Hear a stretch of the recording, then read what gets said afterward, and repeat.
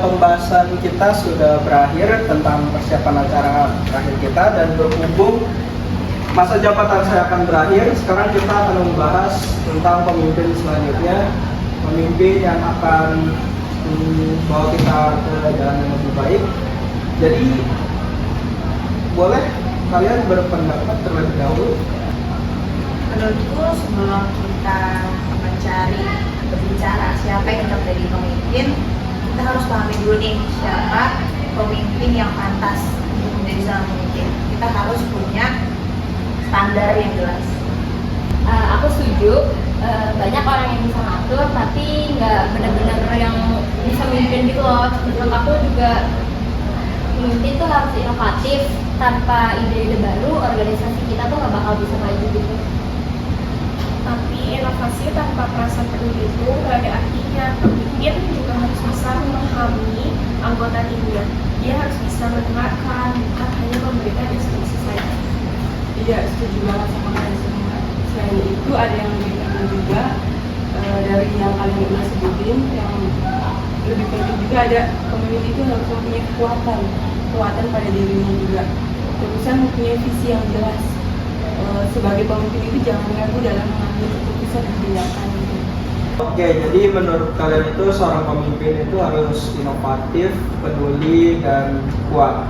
Tapi apakah menurut kalian bisakah seseorang itu memiliki semuanya sekaligus? Tentu saja bisa, tapi butuh kesadaran diri lagi. Pemimpin yang baik itu kan adalah pemimpin yang bisa melihat ke dalam dirinya sendiri atau tahu di mana kekurangannya si pemimpin tersebut.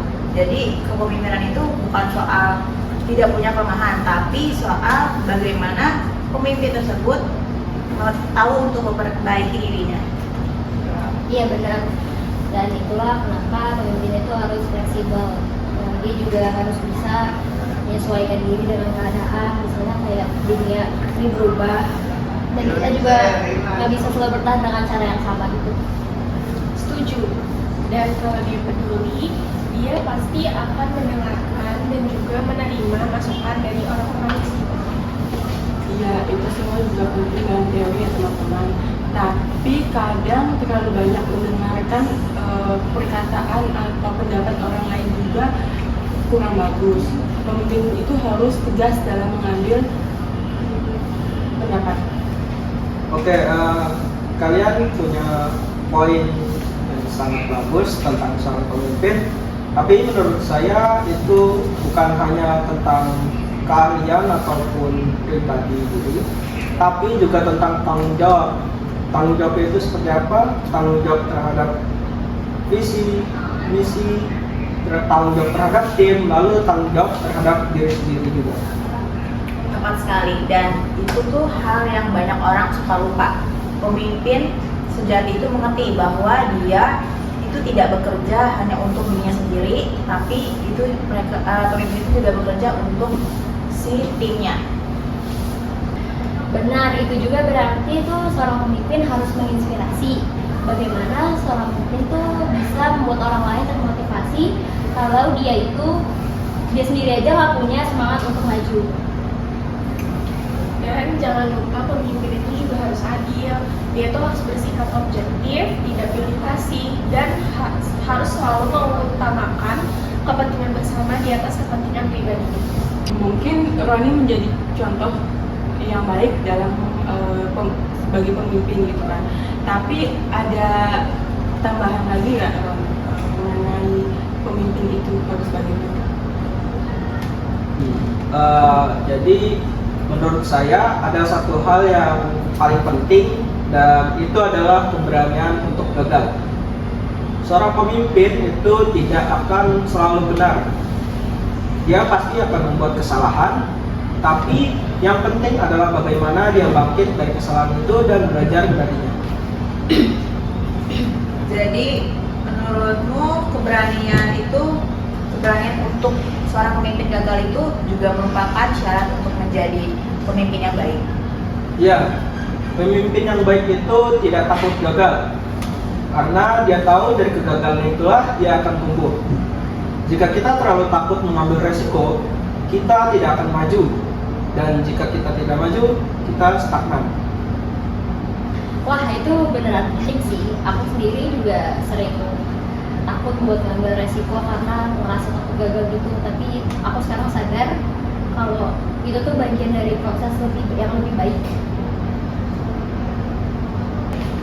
Keberanian untuk gagal itu juga membuat seorang pemimpin lebih manusiawi dan bisa lebih mudah dipengaruhi.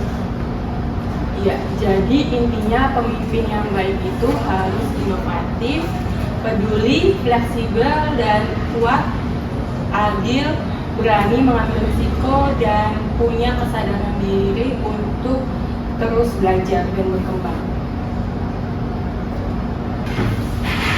Benar kata Nurul, dan yang lebih penting lagi itu pemimpin sejati adalah orang yang siap bertanggung jawab atas setiap langkah yang diambil.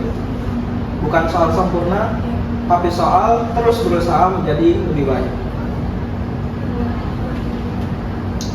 Aku rasa kita sudah punya fondasi yang jelas untuk memilih pemimpin selanjutnya.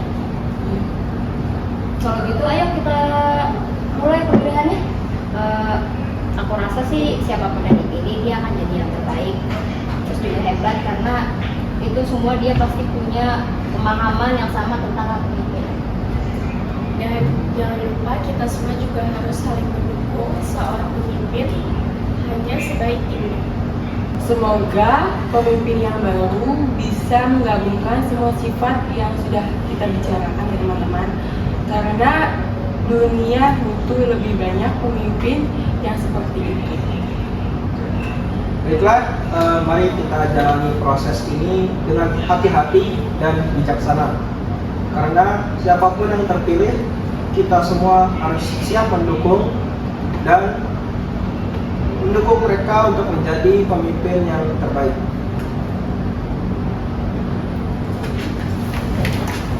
Semangat, Ron.